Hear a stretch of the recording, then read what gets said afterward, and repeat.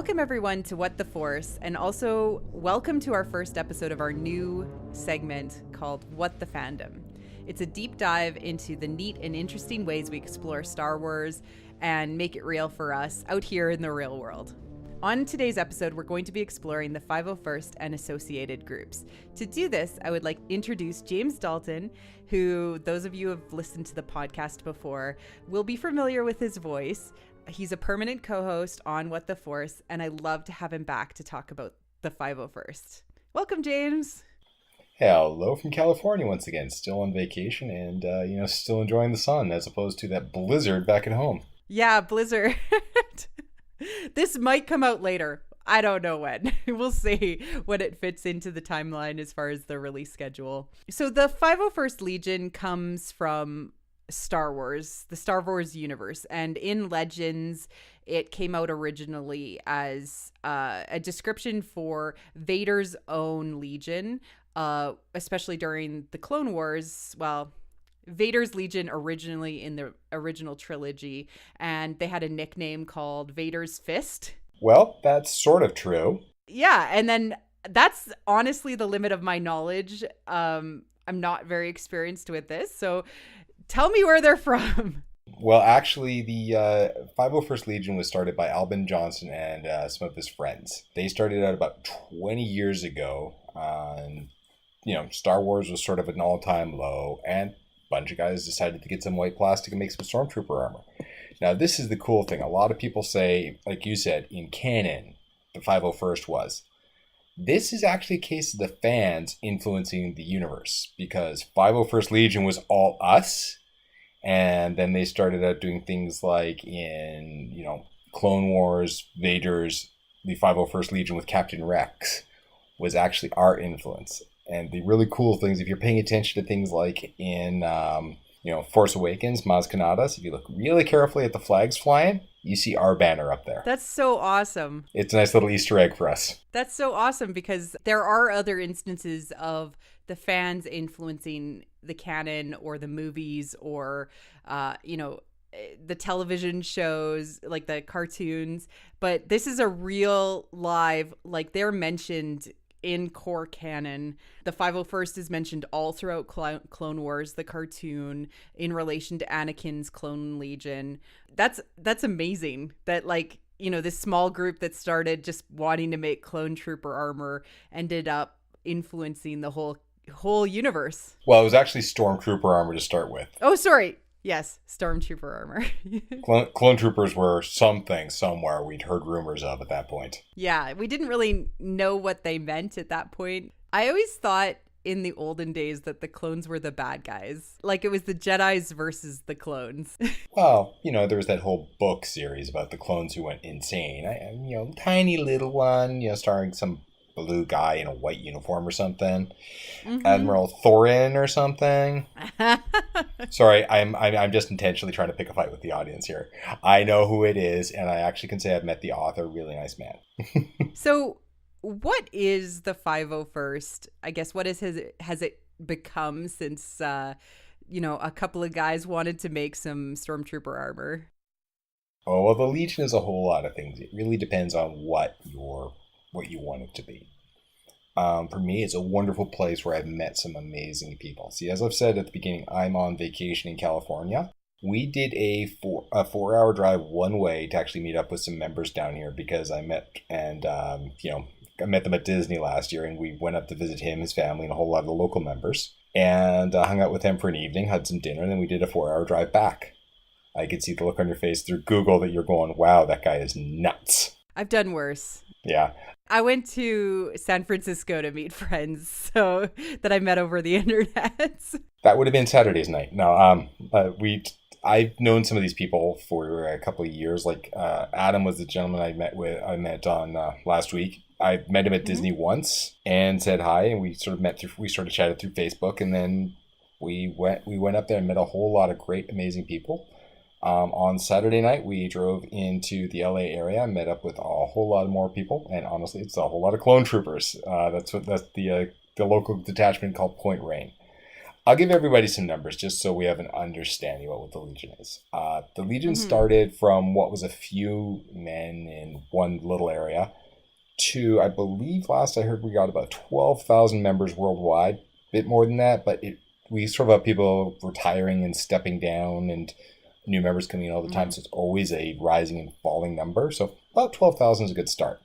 So we're just a little bit of a thing. We're a worldwide organization. We have members in, well, pretty much anywhere you can imagine. Well, it sounds like it's a really big global community because if you're meeting up with people, say at Celebration, or you're meeting people online as well as in your local community, it's like it's a large community that is actually a global community. Oh yeah, like for the most part, I have met some amazing people. I mean, I've met a really great guy. Currently, while I'm in California, he's on business in Vancouver from New Zealand. Mm. See, Phil is from New Zealand. He's actually a Captain Rex. So he's packed his armor while he's on a business trip, and he's going to hook up with what's called the Outer Rim Garrison in BC and go do a couple of troops with them. What would that entail as somebody who's going out to one of these events? Well, a troop is the generic term we use. It's something where we've been in, sometimes it's at a convention, sometimes it's we've been invited to something. Mm-hmm. Troops can be like at Calgary Comic and Entertainment Expo. We do a weekend there where we run a photo booth and raise some money for a charity of choice. Usually we work with Make a Wish. Mm-hmm. Actually, while I've been in California, some members did what's called the troop they did in Calgary was it's called a presentation. It's where they get a bunch of members together and they went and Make a Wish is giving a child a wish. So it's a Star Wars themed wish. So a bunch of members went in uniform and gave the presentation to the kid. Wow. That is something amazing. It is something very powerful. And I'll be totally honest, I'm a giant softie. It's one of those moments where I'm very, very glad that I have a helmet because these are some very sick kids and some of them are doing better than others. Some of them aren't. And Mm-hmm. it really touches you. I mean, I'm a parent first and foremost, and it's like, oh, it hits home. Yeah. I've done one of those. I've helped out with some other things like that, but they are amazing things to do. It's the truth is we call ourselves the 501st Legion. One of our mottos is we're the bad guys doing good. Um, Yeah. yeah, most people ask, well, why are you a bad guy? Why aren't you a Jedi? I mean, if you sort of imagine Star Wars, right off the top of your head, the first thing you picture is I don't look anything like Mark Hamill. Nothing. I'm a 40-something-year-old bald guy, so I can't fit either one of the genres. But, I mean, if you picture it, the big guys you see right off the bat are Vader. You see an army of Mm-hmm. white stormtroopers. And depending on what movie you're a fan of, you can be the clone troopers or Scarif troopers or other ones. So Yep. these are recognizable characters anybody can become. And I mean, I'll tell my favorite story is my first troop. Actually, I'm coming up on my 5th year in the Legion. So 5 years ago, almost, or we're Mm-hmm. not quite there yet.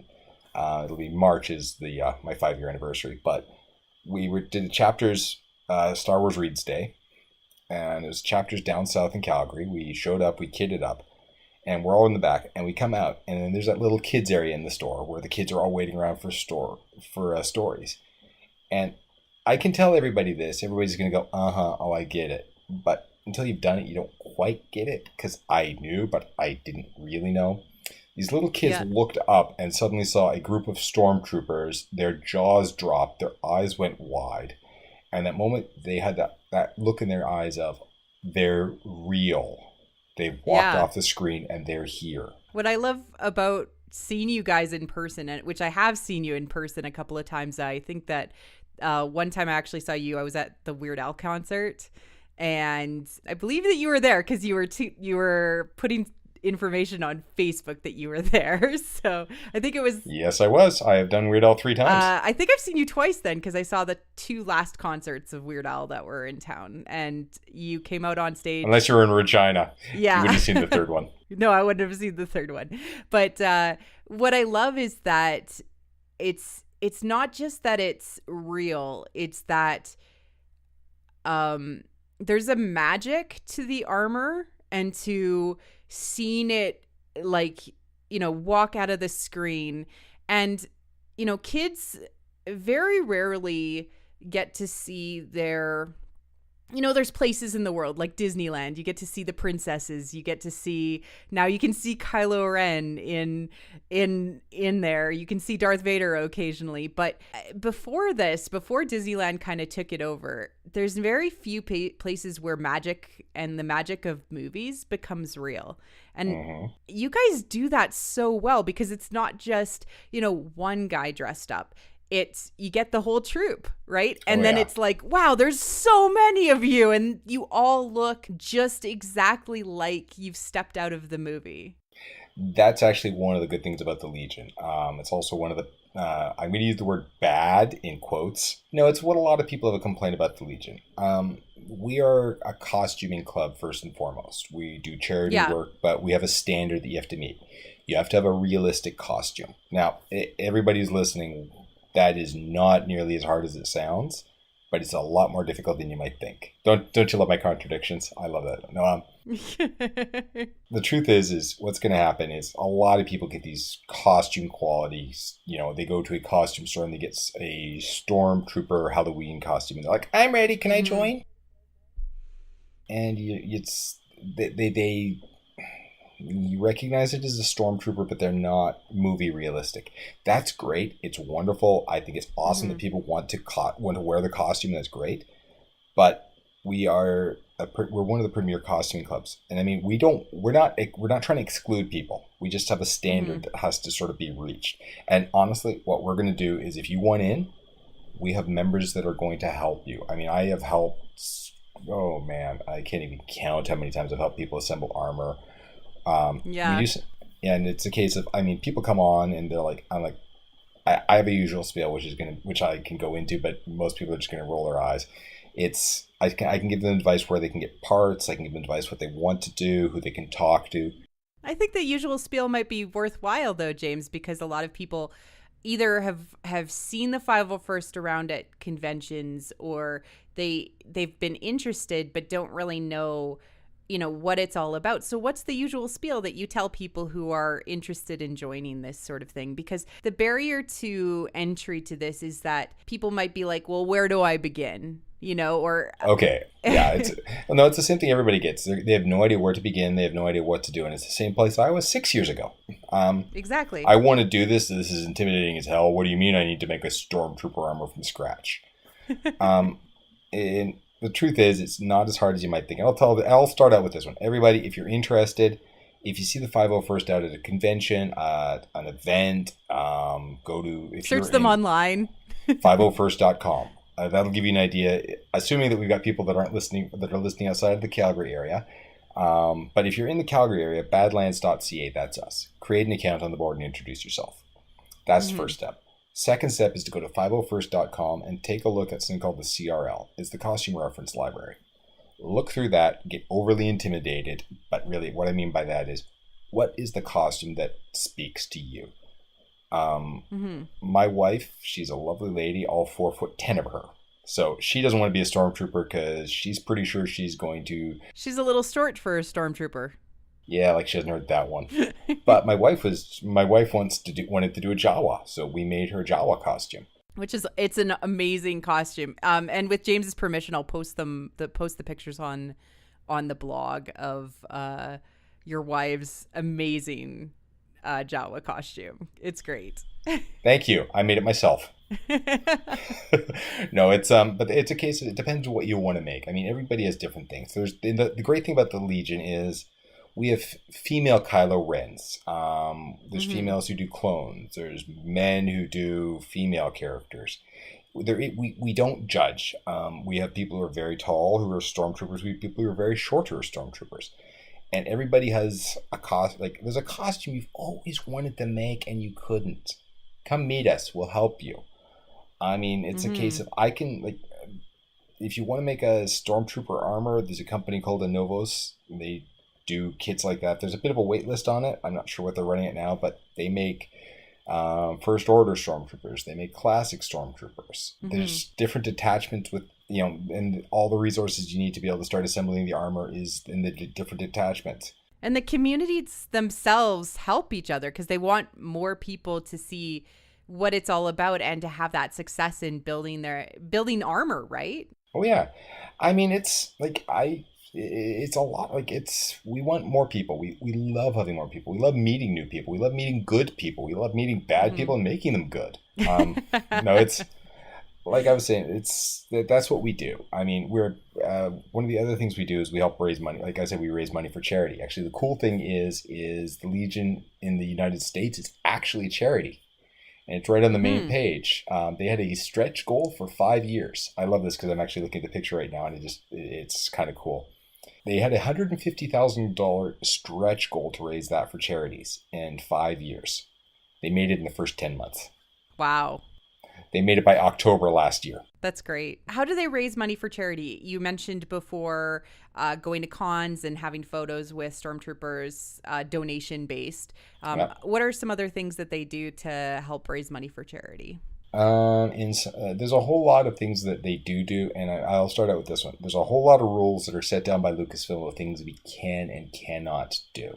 Because like it or not, the Legion sort of operates in that gray area because technically speaking, we're an organization of individuals who own our own privately collected costumes.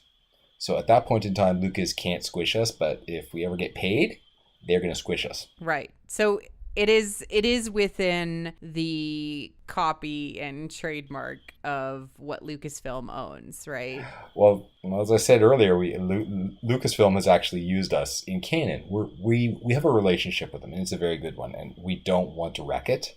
We work very closely with them on what they do expect, what they don't. So, I mean, what can happen sometimes is sometimes there's a private event and they'll make a charitable donation in our name for having some members attend that. We've had that with trade fairs. We've had that at certain things like that. What can also happen is there's been local community groups over before Christmas. I mean, I attended several Last Jedi screenings for autism community youth groups. Yeah. And there's a bunch of other ones. Like so we do these things, and so sometimes it's time-based for good causes. Sometimes it's, they make a donation in the Legion's name. Sometimes it's direct donations due to, take a photo with Darth Vader or a stormtrooper. So you get you collect that money and then donate it, it's just really wonderful. And then there's, in addition to that, which you already mentioned, the Make-A-Wish or, bringing joy to a child who's in a really tough situation, which is that is magical in and of itself. It seems like, it's a really supportive community. There is a little bit of a barrier to entry, which you mentioned before, but it's not unsurmountable. You're able to get over it by the community itself wants you to come and wants to help you. Well, I'll say this. I mean, everybody's like, oh, no, I have to have my costume first. No. Come on badlands.ca and introduce yourselves. We do things called armor parties. Or find your local 501st. Yeah, if you go on to 501st.com, you can find out. Okay, I'll start out with, I'll give this explanation. The 501st is a worldwide organization, and that's a whole lot of an area to control. So what there is in each geographic region. So if you are in, for example, BC, that is the Outer Rim Garrison. If you are in Alberta, Saskatchewan, or Manitoba, that's Badlands. And different groups in the US and different groups in probably Europe. Yeah, and I mean in some cases, like for example in California right now, there's the Southern California Garrison. But inside of that, there's things like this thing called a squad, which is sort of like a subgroup just to help organize a smaller geographic region. It isn't quite, either they don't want to make their own garrison, or they just are quite happy being part of a larger garrison. So they have a squads which help organize those. And each one of these is just so you know who and it makes it a lot easier because, I mean, if you are, for example, in Winnipeg, you could meet up with our members there and they can help you. We don't want you to only come in when you've got the armor. Introduce yourself. We do things called armor parties. And honestly, if you are legitimately interested, we can always use people at troops to do this thing called handling. That's not as rude as it sounds. What is that? What happens at troops is there's a reason stormtroopers got taken out by little rabbit teddy bears. We can't see. The costume looks fantastic, but anybody who's actually seen A New Hope saw the stormtrooper brain himself. It's because he couldn't see that door. We can't see at below a certain angle, which means little kids can get stepped on. We can't see peripheral vision, so if we try to turn, we can bump into people. Yep. And honestly, at some events, we just get swamped by people. So what we need somebody in a costume who doesn't mind being a little bit pushy, saying, well, line up here. Next for the picture, come on through, and we do that. And we can always use that, and that's a way to get to know us. If you're legitimately interested, come out, check it out, see what it's all about. We do things called armor parties, which is usually at somebody's house. We'll get together and we'll work on costumes. We have several that are going to be going on throughout the year. At this point in time, I would give you the date of the next one, but the podcast will have already come out by then. So, but check out badlands.ca, and we have a bulletin board, which is called the forums, and we announce there. And the next one that's coming up, come on out, check it out. And I mean, what's going to happen? So if you're in the local Calgary area, badlands.ca, and check out your local group. Or Edmonton, or Saskatchewan, or we have different armor parties happening in different places. And we do have the occasional listener in the U.S. So check out 501st to find your local garrison, right? Is that the right word? Am I getting it? It's not Legion? Well, the Legion is the whole, and then the garrisons are the little subgroups. Yeah. Right. Okay. I think I'm getting it, finally. So, James, what's your favorite, costume that you've made as part of this group? Oh, that really depends. Every single costume I make speaks to me in some way, shape, or form.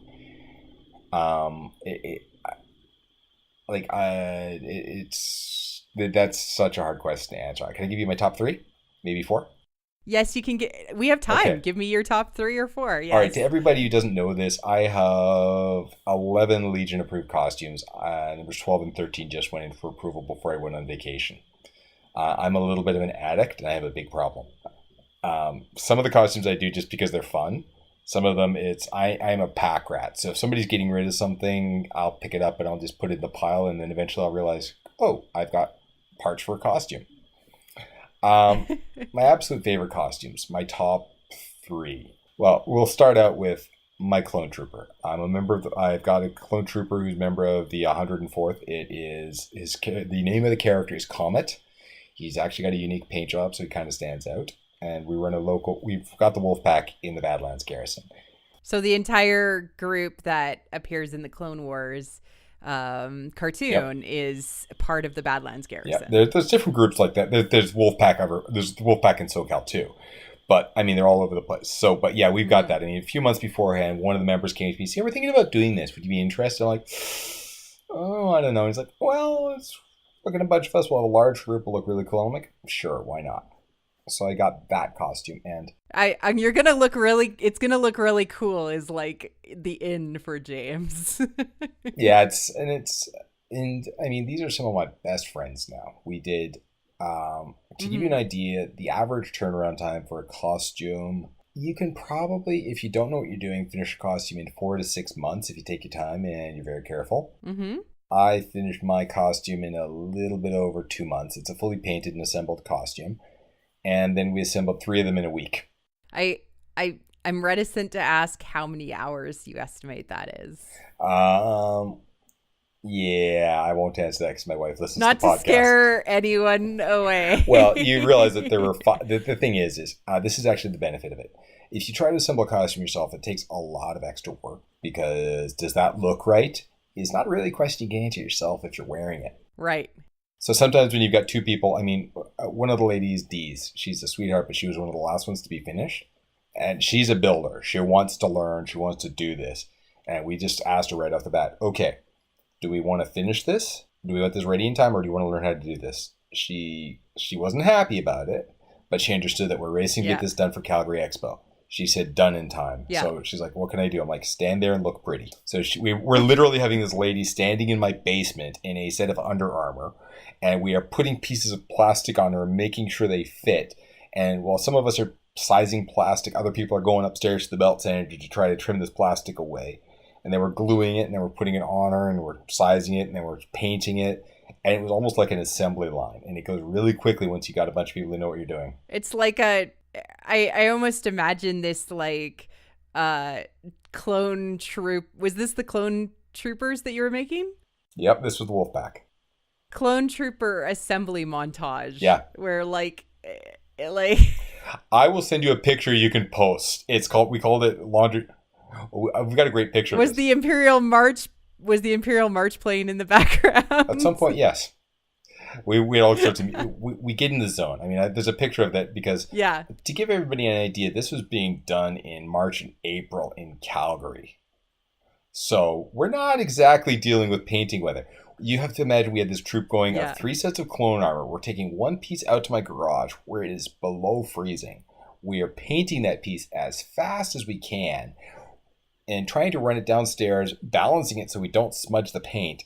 And then we're hanging it from like laundry. We've hung like dry, like you remember the old pictures where mom's out there hanging a clothesline in my basement. I got a picture of this and you can post it. It's called Laundry Day at Camino. We got 3 sets of clone armor hanging in my basement.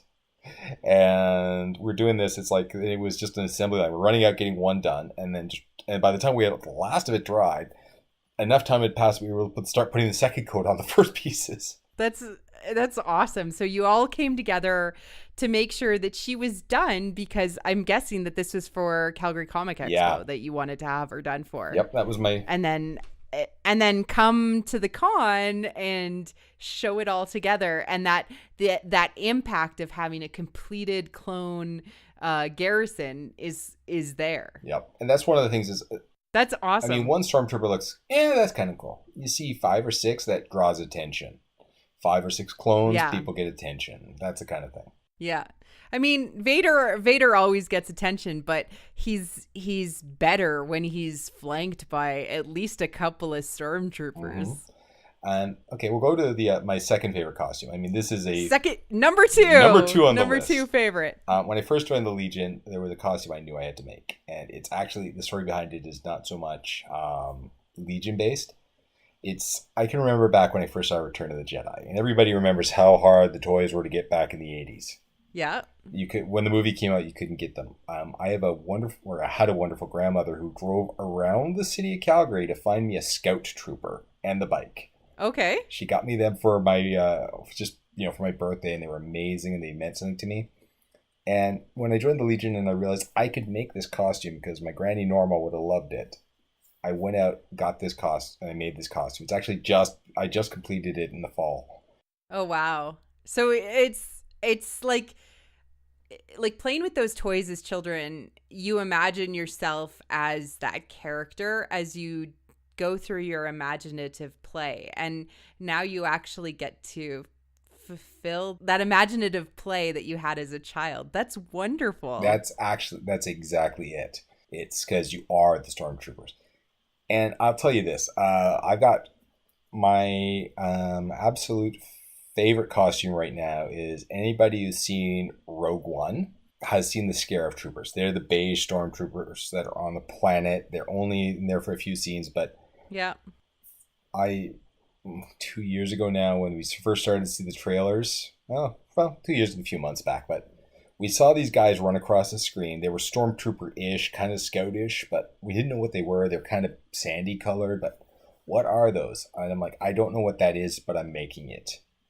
And I started trying to track down the parts. And that's the cool thing about the Legion is somebody knows.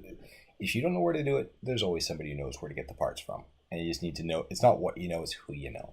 It's who you know. And the first thing you need to know is just go and show up, right? Yep.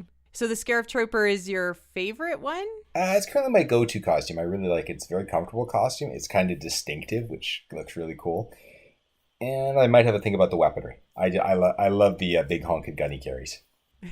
It is a pretty large weapon, and I would say that it's a fairly unique costume because it really only appears in the one movie only for a little while. Yep. But is it because it kind of looks a little bit like the Scout Trooper, but like camo, or is it? It just what do you like about that one? Just the comfort. I wish I could tell you. I mean, it's something about that costume that spoke to me, and it's something like I tell everybody. I can tell you how you can get in Legion in a weekend. You could make a Jawa. You can assemble that in a weekend, and it's not hard to make. You can get most of the parts you want on eBay. You go get some monk's cloth Mm-hmm. and some see-through black fabric. Congratulations, you're in. And you're never going to troop again because you really don't like being a 6'4" Jawa. Your 4'10" wife really does actually fit the profile of a Jawa. And I mean, that's just it. Everybody out there has a costume that will speak to them. Go look. What would you like to be? Do you want to be a stormtrooper? Do you want to be a First Order stormtrooper? Do you want to be an Imperial gunner? Do you like being a TIE pilot? Do you only make costumes for the bad guys? That is the Legion. We are the bad guys. I mean, if you want to go cross over to the good guys, that would be the Rebel Legion. Mm-hmm. If you want to be a bounty hunter, well, sort of. Everybody knows Boba Fett. There is he is a Mandalorian. That is his armor. That is actually from the canon. And there is a group called the Mandalorian Mercs. They have their own Mandalorian armor, and that's a chance to build your custom armor. So that's anything in the Mandalorian Mercs, that would be like Sabine Wren from Rebels. That would be any of the Mandalorians that you see in Rebels because they go into them quite a bit. Boba Fett, does he classify? Yep, that's Mandalorian. Yep. Jango. Yep. Death Watch. And Death Watch, yeah, from Clone Wars. That's really awesome. Or even a custom. I mean, they have rules for making your own custom Mando. So you can make can make your own with your own custom paint job. You just have to follow their version of the CRL. They have their own rules for So we have 501st Rebel Legion, the Mando Mercs. Mandalorian Mercs. Else? Okay. Mandalorian Mercs. I'm sorry. Well, you can get into the fun stuff. I mean, who out there doesn't know that little garbage can that rolls around? There's the R2 builders. Yeah. If you want to learn how to make an R2 unit, builders. You can go on there and you can make an R2 unit, R7, R5. There's the mouse droid builders. Everybody's seen episode 4, that tiny little robot that's sort of whistling along and Chewbacca growls at it and it makes it yeep and backs up and rolls away. That's a mouse droid. Mouse droid builders. There's a whole lot of different stuff for the Star Wars universe. There's different fan groups out there. And I'll be honest, I'm not just a bad guy. I mean, my clone technically is also a member of, he's a member of the Republic, which were the good guys in the time. So my clone actually me into the Rebel Legion. But I'm a classic. I love the classic movies. I have got myself an orange jumpsuit, the helmet, the flak vest. I've got myself a classic TIE pilot. TIE pilot? Nice. So you also participate in a really unique costuming event at Celebration every year that I've seen you go because I've saw the pictures. Something about holding an ice cream machine. Could you talk about that a little bit? Oh, Wilrow Hood, you mean? Okay. There's a little bit of nonsense we do. You got to explain this one. Okay. The thing is there's guys out there who take the Legion and the costuming clubs very seriously. And then there's people like me. We're out there to have fun. Wilrow Hood. Everybody doesn't know it. Look him up on the internet. He's actually from Empire Strikes Back.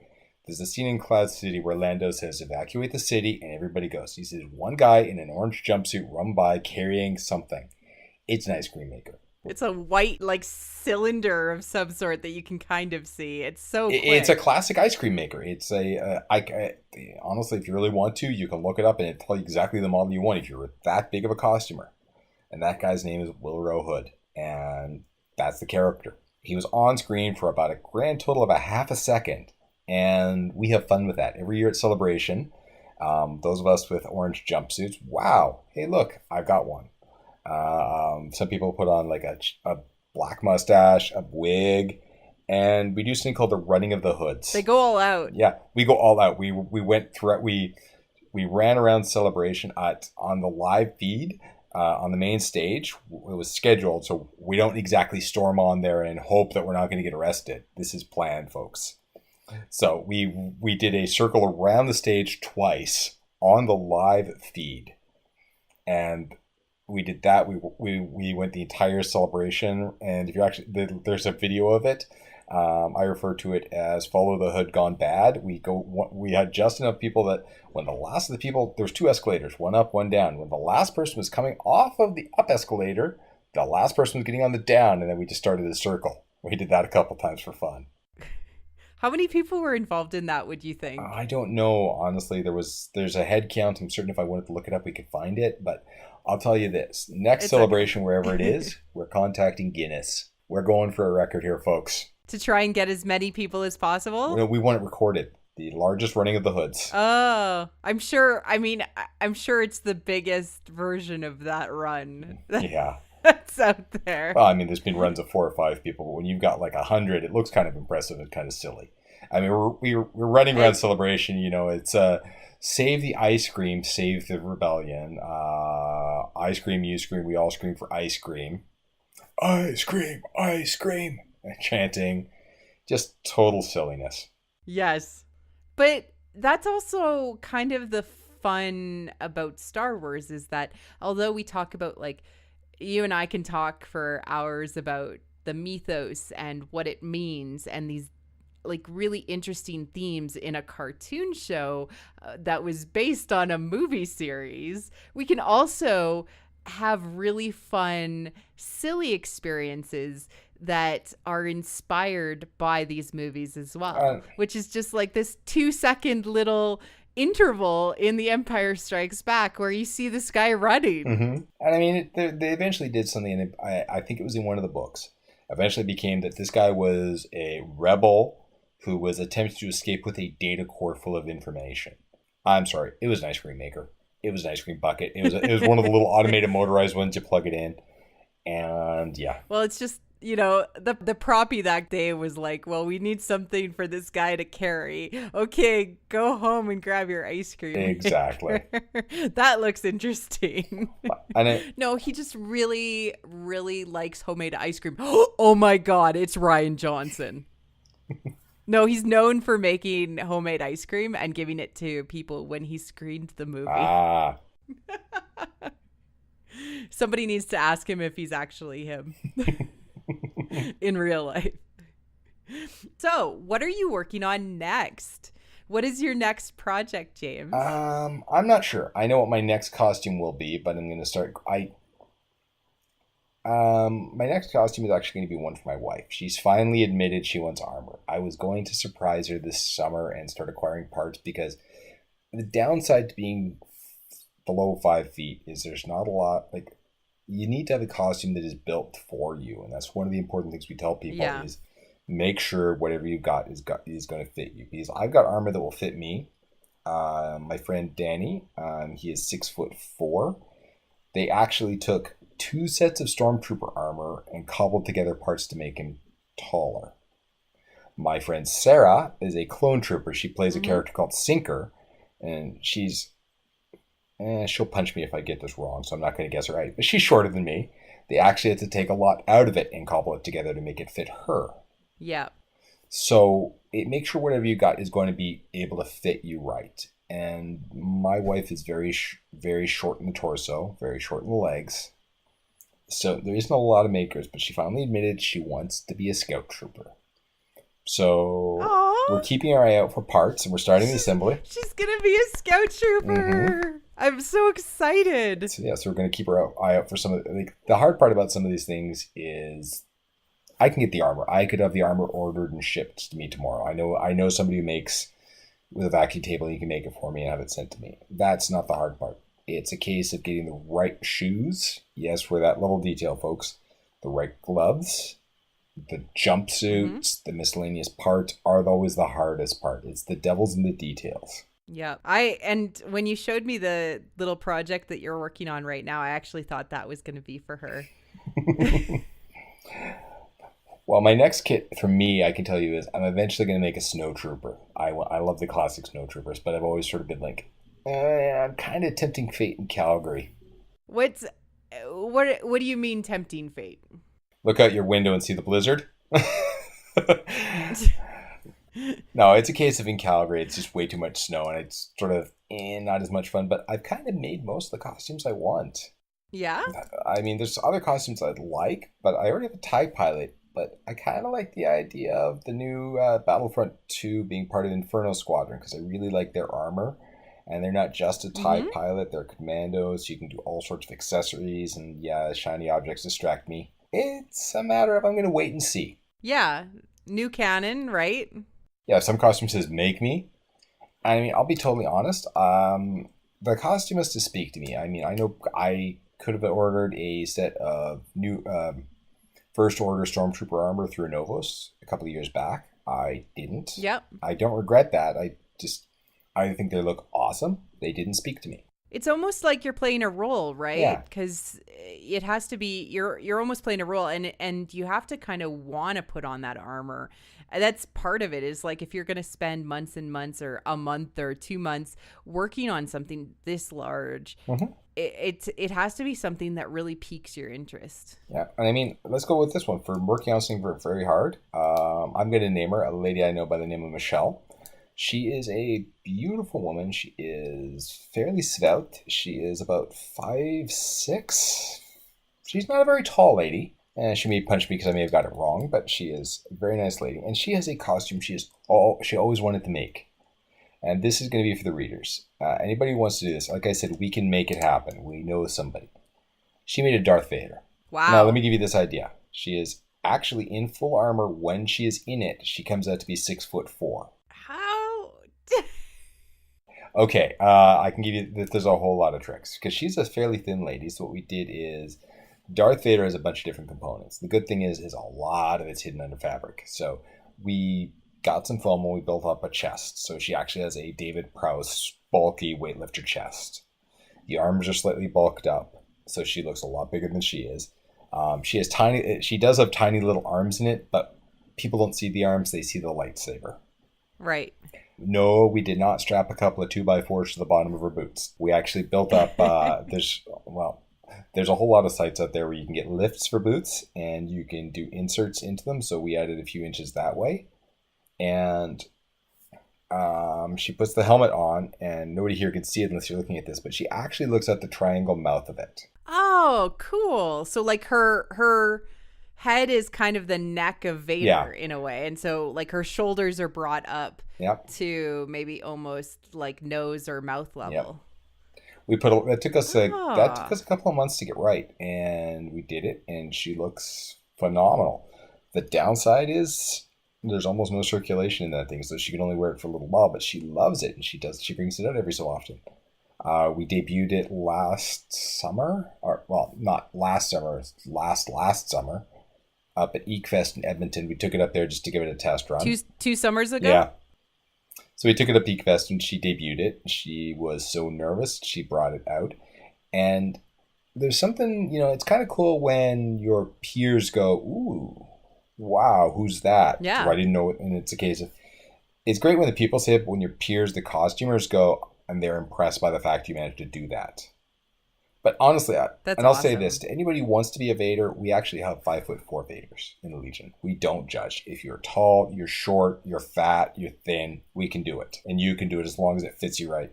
That's so cool that you're using costuming tricks to sort of realize somebody's costuming dream to be. Well, she wanted to be an accurate Vader. I mean, when I say accurate, let me reword that.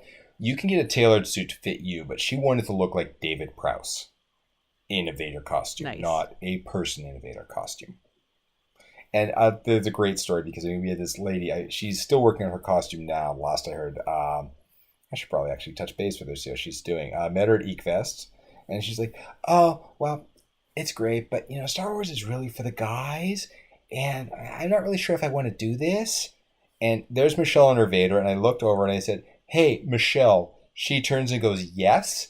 This girl just about jumped out of her skin. She was so excited. She's like, ah, that's a girl. And then suddenly she realized that she can do that. And that's probably half of the fun. And she's suddenly looking like she can make things. And there's quite a few girls or ladies that are involved in the 501st.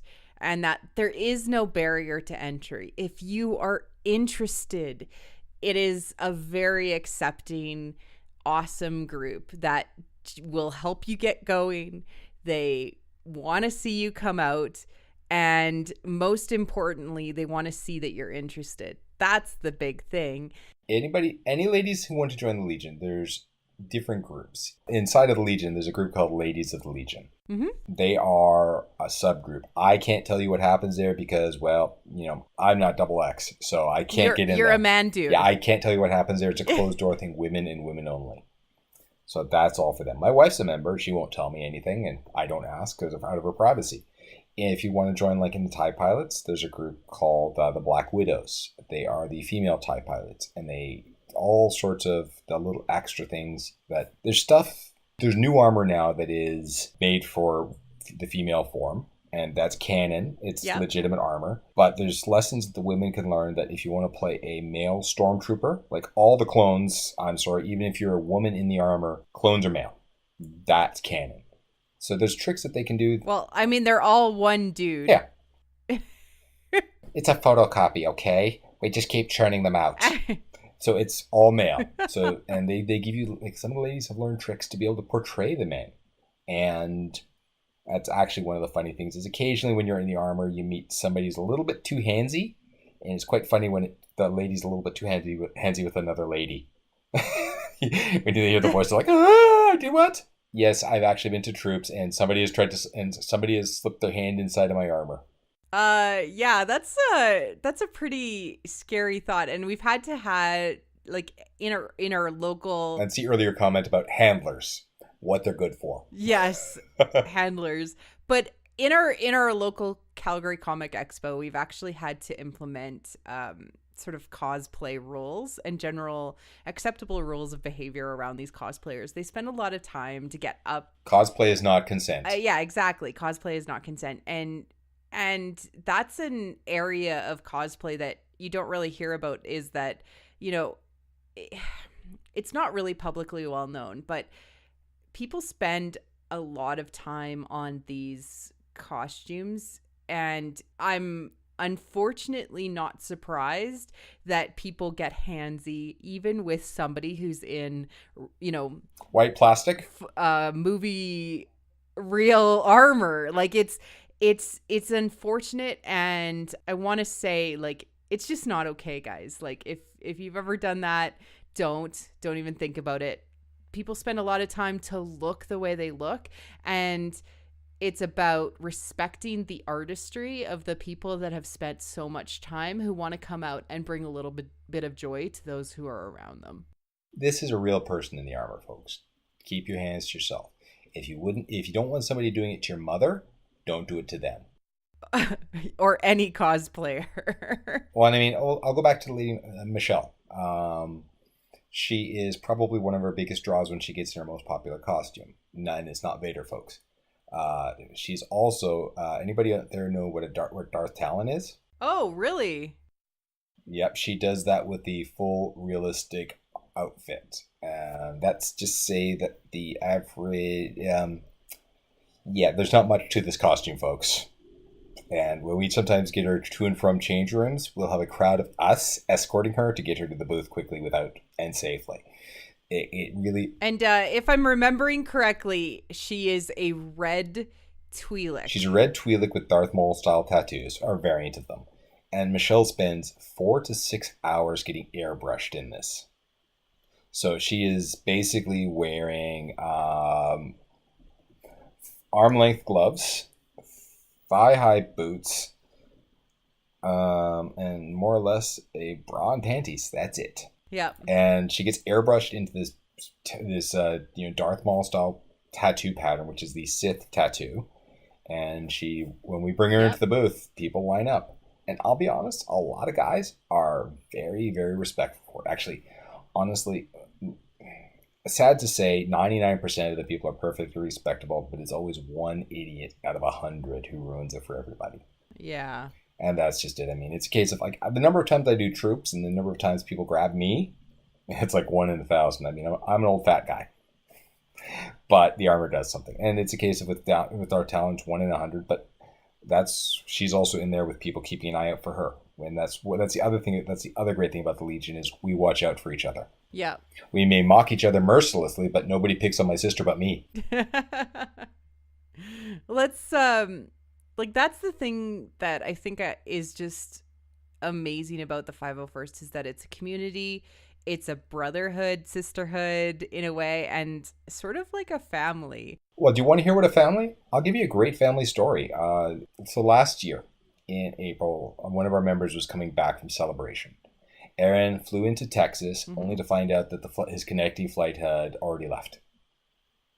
So he's stuck in Texas. He is flat broke because, well, Celebration is a great place to spend a lot of money, especially when you're going to Disney. And he's got nowhere to stay. So what does he do? He pops on the First Imperial Stormtrooper Division forums and says, I'm stuck in Texas. Incidentally, if you want to make a Stormtrooper, that's where you go, folks. But he pops on there, says, I'm stuck in Texas, I need help. What happens? The actual detachment leader, he's the guy in charge of this, says, I live in Texas, where are you? So the guy goes out to the airport, picks Aaron up, takes him back to his house. This is a family man with a wife and kids. Lets Aaron crash on the couch. And next day takes him around Texas and makes sure he's fed, gets him back to the airport. And that's the sort of family we are. I mean, we help each other. I mean, there's a married couple, Stephen and Dees. Dees was in a bad situation up in Edmonton and had broken up with her boyfriend at the time and just needed a rescue. She said something and Stephen was up there 3 hours later with a rented truck to haul her and her stuff back to Calgary. Wow. I can say this, but we are a family. You know, there's a crazy uncle sometimes, but we will always help each other out. That's great. So again, bad guys doing good. Or do you want to say the quote again correctly? It's bad guys doing good. I mean, it's the same thing with the Rebel Legion. There's a lot of great people out there too. I'm a member, and honestly, most people are a member of both clubs. A lot of people, some people only want to be good guys. Some people only want to be bad guys. A lot of us are Star Wars costumers, and it's like, oh my God, I get to be a TIE pilot. I get to be an X-Wing pilot. Yay, I get to fly. I mean, I think what I love about this is that not only is the love of creating something that exists in the Star Wars universe, creating a community of people who care about each other and want to support each other, but also it creates just something really wonderful that brings the magic of these movies into the real world. Mm-hmm. And I mean, you get to learn new things. I'm 45 years old this summer, or will be this summer coming up, but I hadn't sewn since junior high school home economic class. So I was 13 at the time. So we're talking 30 years, folks. We have listeners that aren't that old. And a couple of our members taught me, they helped me relearn how to sew it. I made a set of Jedi robes. I made a Jedi costume from scratch that got me approved into the Rebel Legion. And I hadn't done that in 30 years. And I can't sew. No, that's just too difficult. And they said, no, you can. We're going to help you. And I'm like, help? No, you just do this to fix it. And I'll be totally honest.